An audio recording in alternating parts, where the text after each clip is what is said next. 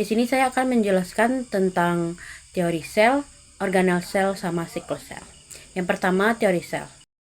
Seperti yang telah kita ketahui, sel memegang peranan penting dalam aktivitas fisiologis karena menghasilkan enzim dan metabolit. Sel juga memiliki asam nukleot yang berperan dalam sintesis protein dan hereditas. Aktivitas respirasi, fotosintesis, dan metabolisme dilakukan oleh sel. Sel sebagai satu pun terkecil dari makhluk hidup, sel memiliki organel dan sistem organel. Berikut perkembangan teori sel menurut beberapa ahli. Yang pertama, Aristoteles dan Paracelsus. Hewan dan tumbuhan yang sangat rumit terdiri atas beberapa unsur yang selalu terulang dan tergabung dalam setiap tubuh makhluk hidup. Yang selanjutnya, Robert Hooke, yaitu ruangan kosong seperti lubang kecil pada sepotong gabus yang diamati dengan lensa pembesar disebut sel. Berikutnya, Crow dan Mel PG. Ruangan kosong dibatasi dinding selulosa yang disebut vasikula atau uretikula, dan beberapa tokoh lainnya. Berikutnya yaitu fungsi sel.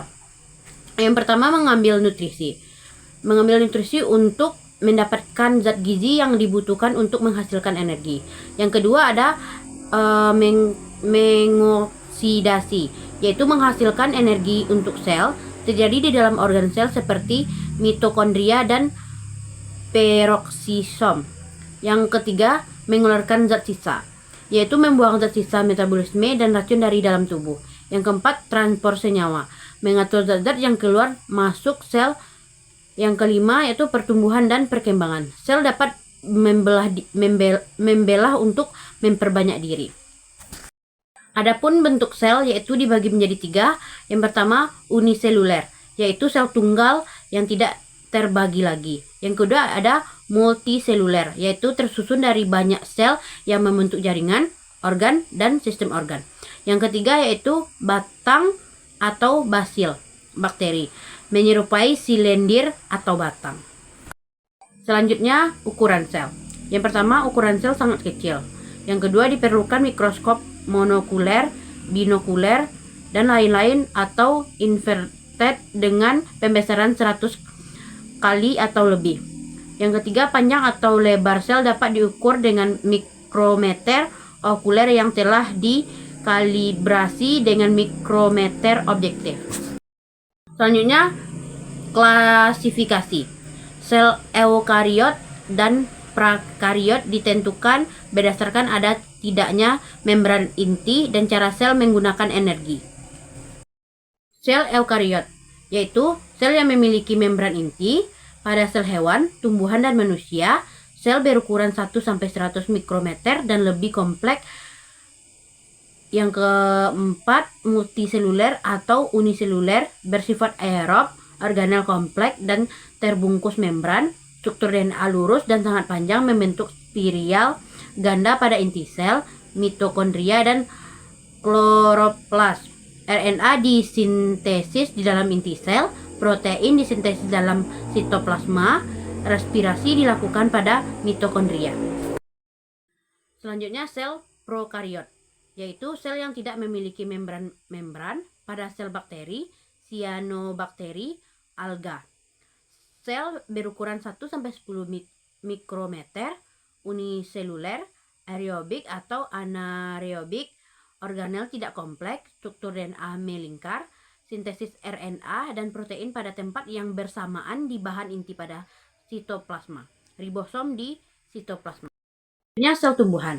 Sel tumbuhan memiliki dinding sel tebal yang tersusun atas selulosa, hemiselulosa, kutin, lignin, dan pektin. Memiliki kloroplas, plasmadesmata, vakuola, prokaryosom, dan glioksisom. Biasanya tidak ada nukleus, bahan Golgi, dan lisosom. Bentuk sel kaku, sitokinesis dengan pembentukan dinding sel baru, meristem, jaringan embrionik seumur hidup. Selanjutnya, sel hewan. Sel hewan tidak memiliki dinding sel, tidak memiliki vakuola dan kloroplas. Terdapat nukleus, badan Golgi, sentriol, dan lisosom. Sitokinesis dengan ivaginasi. Totipotensi lebih rendah dari sel tumbuhan. Selanjutnya, sel bakteri. Kapsul berupa lapisan mukus berkaitan dengan sifat patogenesis. Selanjutnya, flagel atau tricha. Pili atau membrae berupa benang halus pada gram negatif. Dinding sel di antara kapsul dan sitoplasma. Bentuk sel tetap, tidak memiliki vakuola. Membran sel, inti sel. Sitoplasma mengandung granula, spora, vakuola, dan massa pembentuk inti. Selanjutnya ribosom, mesosom, polutin, granula, polibeta hidroksi, asam nukleat, mitokondria, dan spora. Itu tentang materi teori sel. Selanjutnya yaitu organel sel. Yang pertama yaitu struktur sel, inti sel atau nukleus, komponen dasar dan tetap. Yang pertama tempat kromosom dan biosintesis, komponen di dalam sel. Yang kedua pusat reaksi, kontrol aktivitas dan reproduksi sel. Yang ketiga penentu pada aktivitas, fungsi dan kerja sel. Bentuk bulat atau spherical dan umumnya di tengah, polinuklear, diameter 6-8 nanometer. Selanjutnya ada inti sel. Yang pertama nukleolus menempel pada nukleus. Nukleolus tidak mengandung DNA tetapi mengandung RNA dan protein. Berfungsi pada sintesis RNA dan tempat pembuatan protein yang digunakan dalam pembuatan ribosom. Nukleus dikontrol oleh nukleolar organizer. Membran inti sel terdiri dari 2 lapisan dengan pori 400-700 A dan beranjak 200-300 A. Yang ke-5 pore kompleks pengatur aliran ion dan molekul. Inti sel berhubungan dengan RE dan ribosom. Memiliki kromatin yang terdiri atas DNA yang bergabung dengan histon, memiliki DNA dan RNA polimerase dan enzim glikolisis dan siklus asam sitrat. Nukleus memiliki RNA polimerase, RNAase, NADP, fosforilase, dan ATPase. Selanjutnya protoplasma, yaitu seluruh area antara nukleus dan membran plasma yang penuh dengan organel transpesialisasi. Terdiri atas ektoplasma lebih kental dan banyak granula, dan endoplasma sedikit granula, mengandung senyawa organik hasil metabolisme dan organel. Komponennya 75% sampai 85% air, 10-20% protein, 2-3% lipid, 1% karbohidrat, dan 1% senyawa organik. Protein membentuk filamen sitoskeleton selain mikrotubul. Selanjutnya mitokondria, yaitu tempat oksidasi substrat, sintesis ATP, dan tempat awal sintesis urea. Bentuk bulat memanjang atau kapsul dengan berbagai ukuran, diameter 0,5 mikrometer dan panjang 7-10 mikrometer. Jumlahnya tergantung kondisi jenis sel. Membran ganda, penting dalam siklus asam sitrat atau respirasi, memiliki enzim TCA kecuali flavoprotein suksinat dehydrogenase. Selanjutnya ribosom, mengandung asam nukleat yang berbeda dengan yang terdapat dalam kematian pada inti sel. Terdiri atas nukleoprotein 15 meter mikrometer, tempat sintesis protein. RNA melekat pada ribosom atau poliribosom sebagai alat cetak pembentuk polipeptida. Dapat melekat pada organ sel yang bermembran, retikulum, endoplasma. pada organ sekresi atau soliter. Terdapat juga pada sitosol, poliribosom atau ribosom yang bersusun atau berderet dan berhubungan oleh semacam benang halus. Selanjutnya retikulum endoplasma. Protein yang dihasilkan dari RER antara lain adalah protein yang disekresikan keluar sel, protein yang disekresikan keluar sel, protein integral, membran protein-protein khusus di dalam organel seperti protein di dalam Golgi, lisosom, endosom, dan vakuola, makanan pada sel tumbuhan. SER banyak ditemukan pada otot rangka, tubulus ginjal, dan kelenjar endokrin yang mengsekresikan hormon steroid. EER mempunyai beberapa fungsi, yaitu sintesis hormon steroid pada sel-sel kelenjar endokrin pada gonad dan adrenal, detoksifikasi di dalam hati yang melibatkan beberapa molekul penting di dalam sel hati, sebagai tempat melekatnya granul-granul yang berisi glikogen pada sel-sel hati, tempat penyimpanan ion-ion kalsium di dalam sisterna yang akan dikeluarkan jika ada rangsangan yang menyebabkan pengeluaran ion kalsium, misalnya kontraksi otot. Selanjutnya mesosom, yaitu Re pada sel jamur. Pada sel prakariota berupa lipatan membran sitoplasma untuk memperluas permukaan dalam. Diperkirakan berfungsi dalam pembentukan dinding sel dalam pembelahan sel. Selanjutnya badan Golgi atau aparatus Golgi.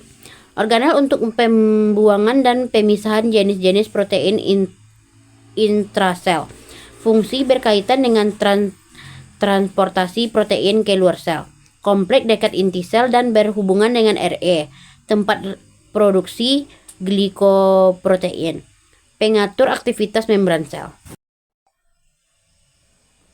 Selanjutnya lisosom. Organel yang memiliki enzim hidrolase diameter 250 sampai 270 mikrometer, berbentuk bulat atau oval dan jumlahnya tidak menentu, berisi partikel kecil berukuran 55 sampai 80 A. Lisosom primer langsung berasal dari aparatus Golgi. Sitolisosom bahan sel yang sudah tidak terpakai. Selanjutnya ada kloroplas, tempat fotosintesis memiliki pigmen klorofil, membran ganda stomata atau reaksi gelap. Yang kedua, grana dan tilakoid. Reaksi terang 40 sampai 60 grana atau klorofil, 5 sampai 20 tilakoid atau grana. Yang selanjutnya, kloroplas sebagai tempat fotosintesis. Plasitida berwarna, yaitu kromatopora,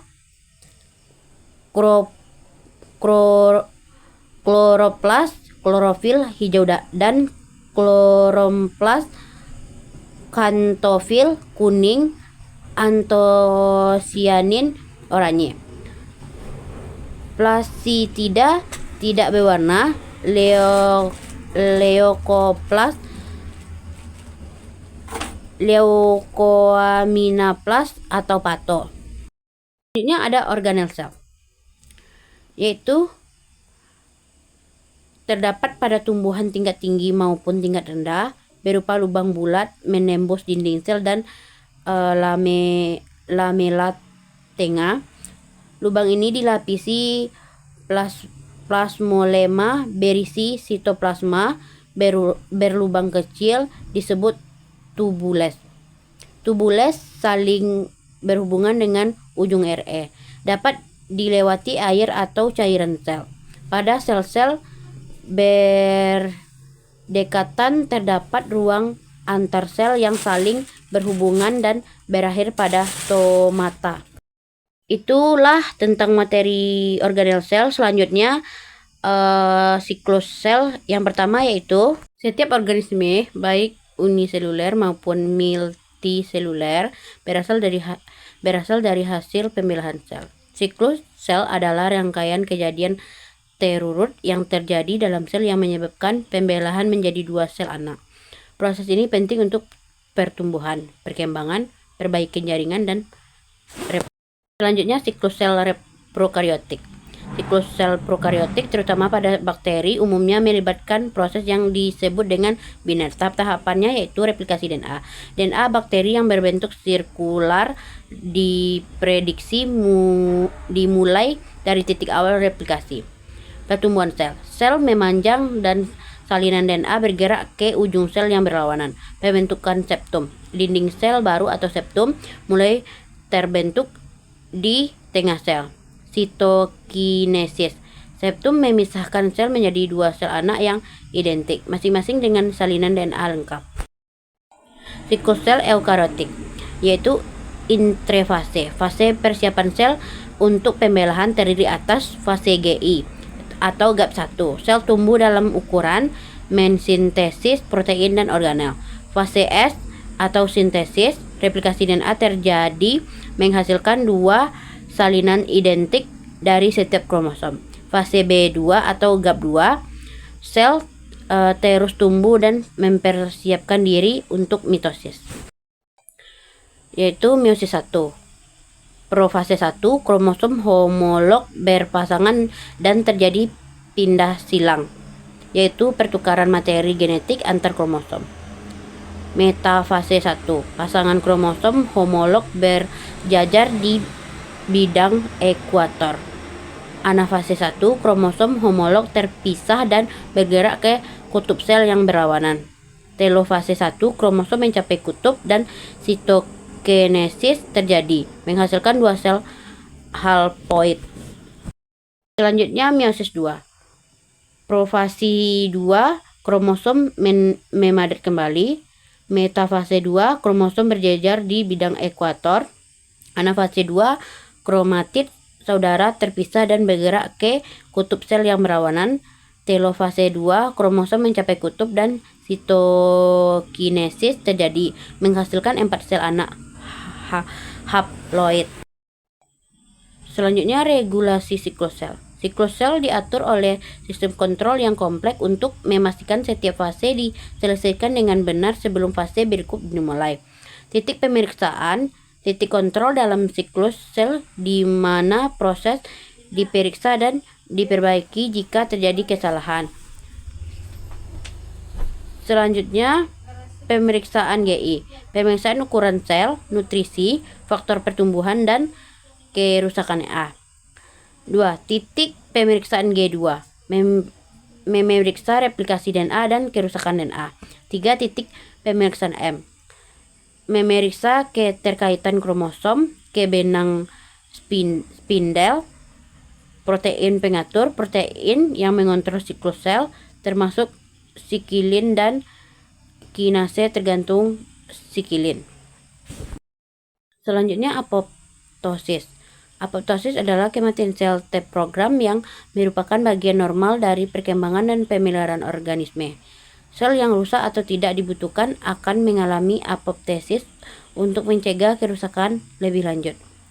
Nekrosis, kematian sel akibat kerusakan sel yang tidak terkendali, biasanya disebabkan oleh faktor eksternal seperti cedera atau infeksi. Nekrosis dapat menyebabkan peradangan dan kerusakan jaringan. Selanjutnya, gangguan siklus sel dan kanker. Gangguan pada siklus sel dapat menyebabkan pertumbuhan sel yang tidak terkendali yang dapat menyebabkan kanker. Sel kanker mengabaikan sinyal regulasi normal dan membelah secara berlebihan membentuk tumor.